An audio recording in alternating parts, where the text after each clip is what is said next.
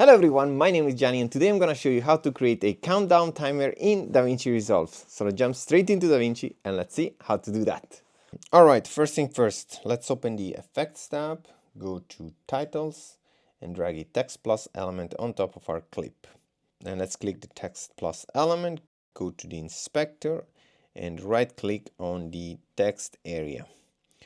Scroll down to time code and click on that. This will turn our text into a time code, so whenever we hit play, you will see the time.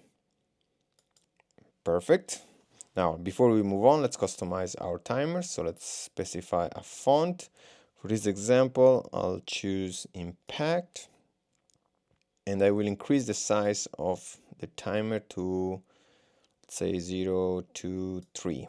Perfect. Now, if you want your timer to be, let's say, 15 seconds long, right click on the text plus element, go to change clip duration and specify the duration. For example, 15 seconds. So now our timer is 15 seconds long. For this example, I'll just extend the timer to last the entire duration of my clip and then go to Fusion. And right here specify what I want to see. If you want, you can keep hours, minutes, seconds, and frames. But for this example, I'll just remove the hours and the frames and leave the minutes and the seconds.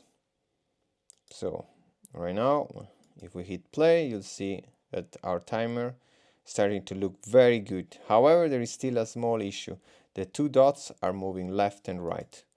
To fix that, go to the inspector, scroll down to H anchor and change the H anchor to left.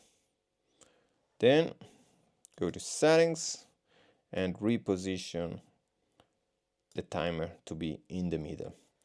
Now if we hit play, we'll see the two dots in the middle are not moving. Alright, almost done. Now to turn our timer into a countdown, right click on the text plus element, go to new compound clip, hit create, then right click on the compound clip, go to change clip speed and check the reverse speed box. And there you have it, that's how you create a countdown timer in DaVinci Resolve. For more tutorials, make sure to subscribe. See you in the next one.